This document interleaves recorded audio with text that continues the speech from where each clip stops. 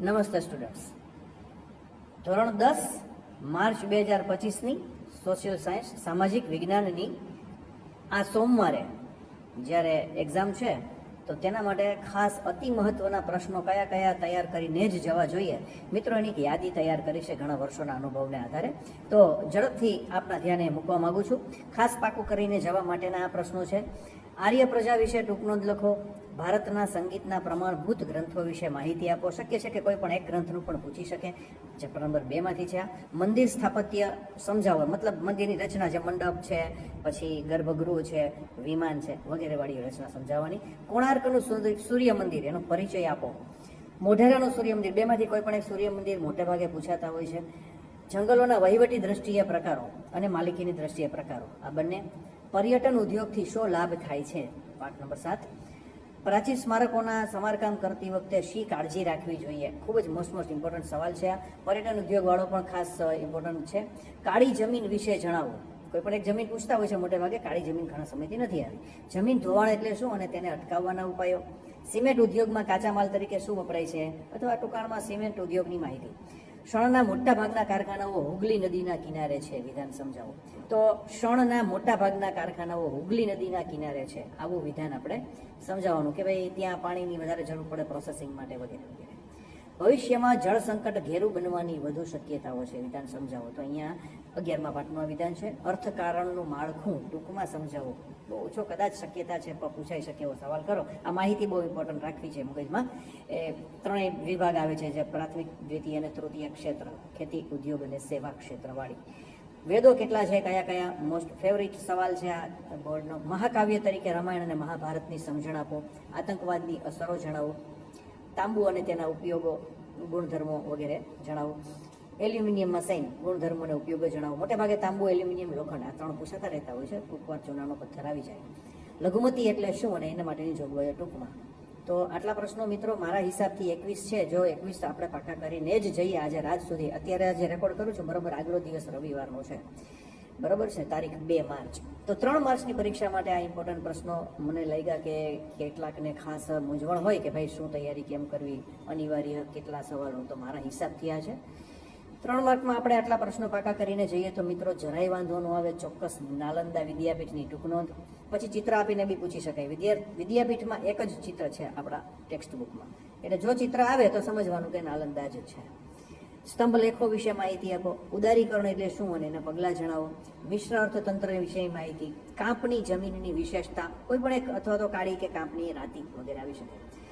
વિશ્વ શ્રમ બજાર વિશે નોંધ લખો. ભારતની જમીનોના પ્રકારો અને કોઈ પણ 2 વિશે સમજાવો. આ ટાઈપનું કંઈક ને કંઈક પૂછાય તો 8 પ્રકાર આપણે જમીનના લખવાના. અવસાય નકશા માટે યાદ કરવાના જ હોય. અને 4 માર્ક માટે મિત્રો બહુ જ ઓછા સવાલોની મેં યાદી આપી છે. 4 જે સવાલ લખવાના થાય છે આપણા 7 માંથી 4 ઓપ્શન સાથે.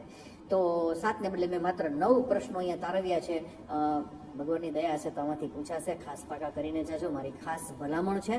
ગણિત શાસ્ત્ર છે, એની ભારતની સ્થિતિ. વાસ્તુશાસ્ત્ર, પછી સવાલનું વાક્ય કોઈ બી હોય, મતલબ ગણિત શાસ્ત્રનું પાકું કરવું, વાસ્તુશાસ્ત્ર અને રસાયણ વિજ્ઞાન, આ 3 માંથી 2 આવવાની શક્યતા છે. કેમ કે 5મો પાઠ, 17મો પાઠ, આ 4 પાઠમાંથી જ કુલ 4 માર્કના સવાલ આપણને પૂછે છે.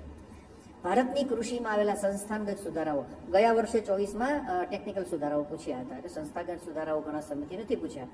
તો બેરોજગારીના પ્રકારો પણ ઘણા વખતથી નથી આવ્યા, તો એ બી પાકા કરતા જવા. બરાબર છે. શિક્ષિત બેરોજગારી, ઘર્ષણજન્ય બેરોજગારી, પ્રચ્છન્ન બેરોજગારી વગેરે પૂછી શકાય. માહિતી અધિકાર વિશે એટલે RTI, રાઇટ ટુ ઇન્ફોર્મેશન, અને રાઇટ ટુ એજ્યુકેશન પણ એટલું જ મહત્વનો સવાલ છે.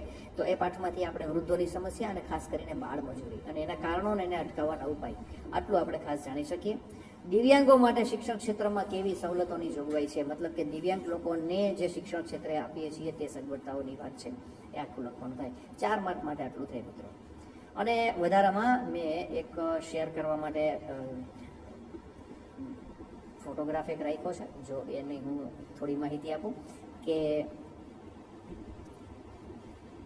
ઓછામાં ઓછી આટલી વસ્તુ આપણે પાકી કરીએ તો 3 માર્ક માટે અને 4 માર્ક માટે મારે ખાસ બતાવવું હતું કે જો 3 માર્ક માટે છે એને નાલંદા વિદ્યાપીઠ, સ્તંભ લેખ, ઉદારીકરણ, મિશ્ર અર્થતંત્ર, કાંપની જમીન, વિશ્વ શ્રમ બજાર અને જમીનના પ્રકારો, આટલું મોસ્ટ ઇમ્પોર્ટન્ટ દેખાય છે. 4 માર્ક માટે ગણિત શાસ્ત્ર, વાસ્તુશાસ્ત્ર, કૃષિના સંસ્થાગત સુધારા, બેરોજગારીના પ્રકાર વગેરે જે મેં હમણાં વાત કરી. અચ્છા, નકશામાં 4 વિગતો છે. એમાં લોખંડ, તાંબુ, એલ્યુમિનિયમ 3 ધાતુ. કાન્હા, કાઝીરંગા, રણથંભોર આ કોઈ પણ એક રાષ્ટ્રીય ઉદ્યાન કે એવું.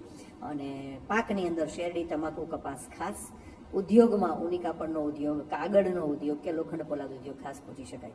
જમીનોના પ્રકાર મોટે ભાગે હવે નથી પૂછતા. અને જલમાર્ગ તો ખાસ કરીને રાષ્ટ્રીય જળમાર્ગો જે છે કુલ આપણી પાસે આવેલા, તો 5-5માં યાદ રાખવા. કદાચ ખાલી જગ્યા જોડકા વગેરેમાં પણ આવી જાય. તો મિત્રો મેં અહીંયા કોશિશ કરી છે. આ એક બોર્ડ વર્ક છે મારું, કે જેની અંદર 3 પ્રકારના 2 માર્ક, 3 માર્ક, 4 માર્કના બધા જ સવાલો અને નકશામાં શું કરવું પાકું ખાસ તે વિગતો મૂકી છે. અને વધારામાં લખાણ માટેની એક સૂચના મારી છે કે જો તમે પેપરમાં લખવા ધારો તો સૌથી પહેલો કાં બી વિભાગ લખવો અને કાં ડી વિભાગ લખવો. 2 માર્કના પ્રશ્નો બધા લખાઈ જાય. ત્યાર પછી એટલે 1 માર્કના પ્રશ્નોના જવાબો લખવા જોઈએ. કેમ કે થોડું વધારે લખાણ પછી થોડી હાથને સગવડતા રહે, ઓછી મહેનત થાય. તો એ વિભાગ પતાવ્યા પછી ડી. હવે જો પહેલા ડી લખ્યો હોય તો ડી પછી એ પછી બી, આવી રીતના. અને છેલ્લે વચ્ચે નકશો અને છેલ્લે સૌથી સી, આમ વિભાગ લખાય. તો આ બોર્ડની અંદર મેં સાવ ટૂંકા શબ્દો લખ્યા છે કે જે કોઈ પણ પ્રશ્નને પાકા કરવા માટે, યાદ કરવા માટે ઓછામાં ઓછા જરૂરી હોય. તો ઇન શોર્ટ મેં આજના દિવસે આ છોકરાઓને જે ખાસ પરીક્ષાની આજની આગલા દિવસની તૈયારી સારામાં સારી થઈ શકે એવા હેતુથી આ વિડીયો બનાવ્યો છે મિત્રો. આટલો સમય પણ તમારો લીધો એવું મને લાગે.